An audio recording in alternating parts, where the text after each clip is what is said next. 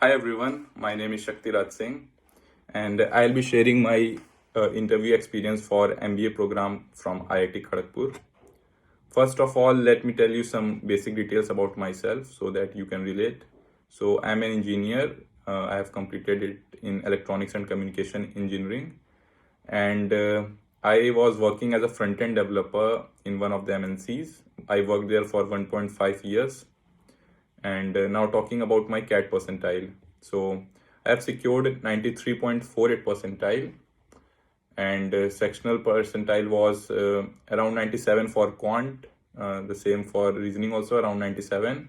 The place where I lagged was VRC, it was around 58. So unfortunately the overall percentile came down. No calls from IM and nothing like that. So overall was 93.48. So I had applied for four IITs: IIT Kanpur, IIT Kharagpur, IIT Madras, and IIT Roorkee. I didn't receive call from IIT Madras. I received call from IIT Kanpur, Kharagpur, and maybe I'll be receiving it from IIT Roorkee.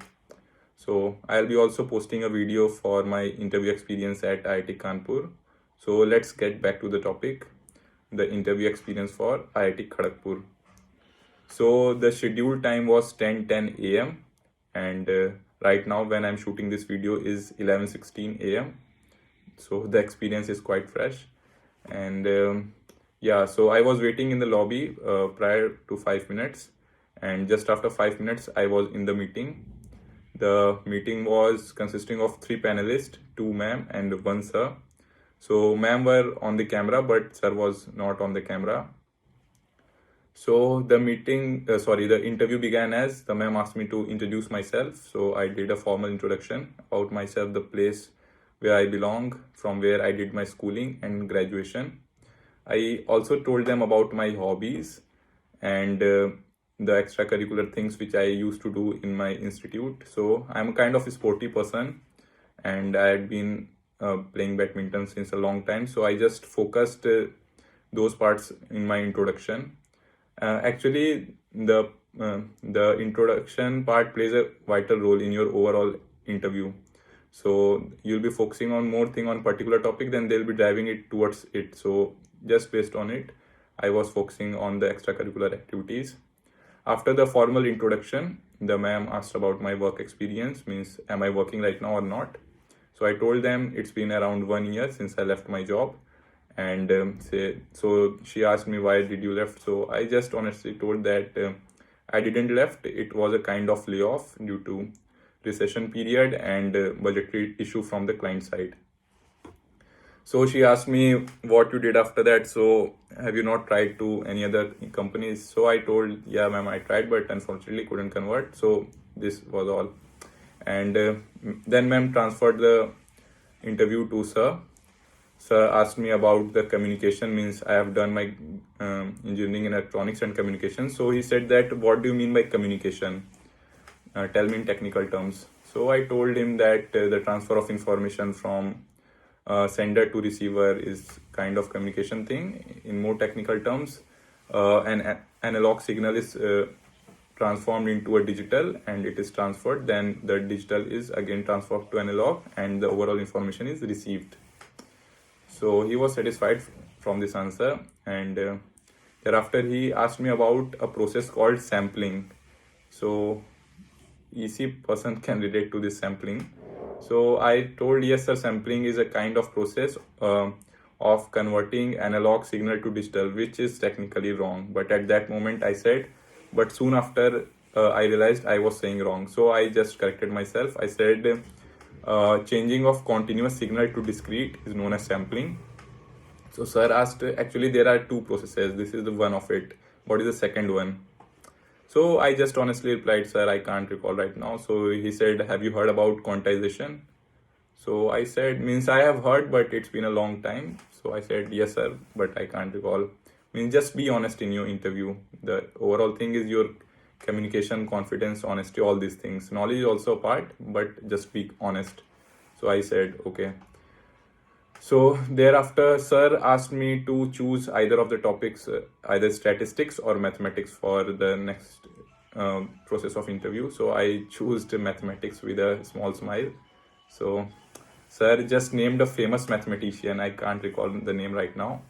And in the end, it was Gauss. So I just connected the Gauss law, the electrostats we had in our class 12th physics. So I said, yes, sir, I have heard of his name in electrostats. So he said, yeah, the same person. So I thought that the thing would be going in that direction, but no. Sir just asked, what is the difference between sequence and series? And I was like blank. So it is one of the chapter of mathematics. So I started with means for series part we have learned about AP, GP, all these things. So I said, sir, basically there are three kind of series: AP, GP. So sir just interrupted me and said, no, not like this. So I said, okay, sir, maybe I am be wrong. So sir said, there is a expression as a plus n minus 1 into d. What do you mean by this? So I said, sir, this is the nth term expression for an AP. So he said, why do we write it like this? So I said, sir, actually this term is used to calculate any nth term in the future, and using this expression and some mathematical calculation, we can also find the summation of various terms together. So due to this reason, we write it like this way. So sir said okay, and then he transferred the interview to one other ma'am. So she was asking the questions related to my work experience. First question was something like the difference between the web application and mobile phone application. Means it was not a kind of technical question, something related to design. So I gave some response, but she was not much satisfied with it.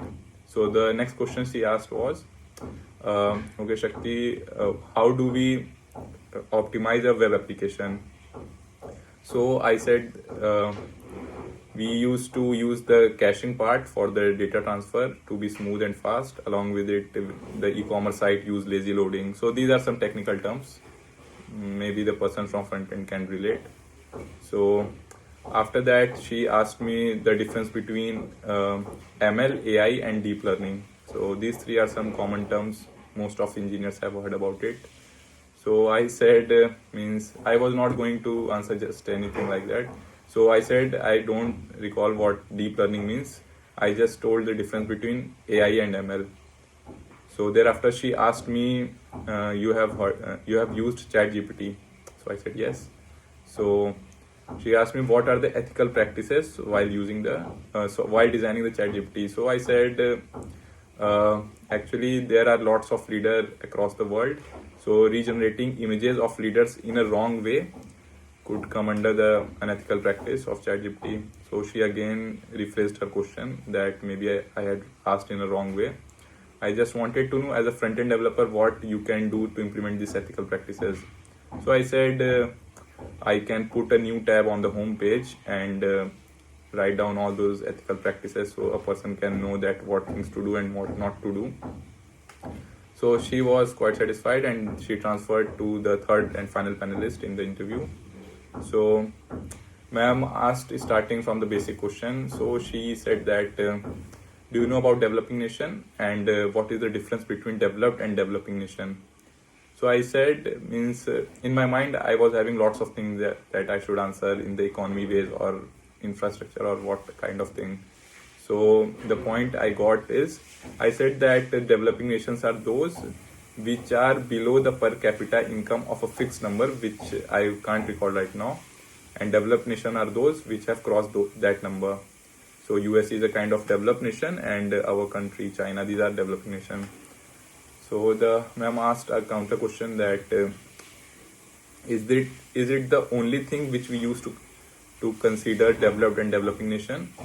So I said, no, this is not the only thing. Apart from it, we also used to assess the infrastructure, the education, the poverty, and the research and development part, the number of patents a country have in a year. So these are also considered. So she said, okay. Now comes the trickier question.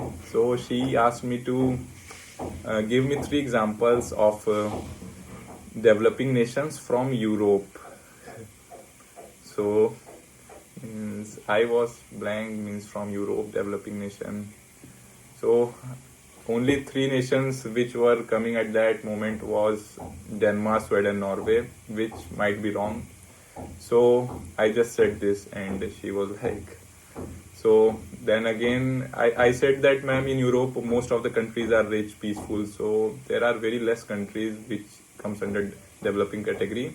Then I just recalled and I said, ma'am, Ukraine, which is right now in news, is a kind of developing nation. The second, I said Turkey, and for third, I was not trying some random name. So she asked one more question. Tell me some examples of developed nations from Africa. So I was like, at that moment, I was not able to recall any country names from Africa as well. So I said, ma'am, right now I can't even recall some of the names from Africa. I just only recall right now is South Africa. So she said, okay, so South Africa, is it developed or developing? And it was, means I was not sure it's developed or developing. So I just randomly said, man, it's developing. So ma'am said, it's developed. I said, okay, ma'am, maybe I'm wrong. Then I had also mentioned about entrepreneurship, that I am a person interested in entrepreneurship. So she asked me, have you heard about social entrepreneurship? So I said, ma'am, I have not heard about it, but I can give it a try, what it could mean. So I said, ma'am, if a startup or a company is focused on upliftment of focused on solving a problem of means present in a society or some tribal conflict, something like that, then it could come under the social entrepreneurship. I gave an example. It was like, if there is a remote village and children there are having a problem with their education. So right now there is lots of content, educational content available in the digital platform. So a person could use those things. So if a company is providing the infrastructure, the laptop, tablets, and PCs to that remote village along with the internet, so it could solve a very vital problem there. So it can come under the social entrepreneurship. So ma'am was like, okay, it means quite correct. So she asked me how it is different from an NGO. So I said, ma'am, actually NGO don't focus on the numbers, means the profitability or loss making part. They can work on even the break even or even in the loss. They are majorly focused on the upliftment of a particular section of society or the problem, societal problem. But the business part, means the startup one, would be focusing on the number because they want to be profitable and overall they are doing the business. So it was like 18 to 20 minutes of interview, and ma'am said, okay Shakti, you can leave now. So I just thanked everyone and I left the meeting, and overall it was a kind of decent experience. And I'll be also sharing my journey for IIT Kanpur MBA program, how the GDPI process went and how was it. So just like this video, subscribe to this channel, and write down your doubts in the comment section. I'll be replying to each of it. So see you in the next video. Bye.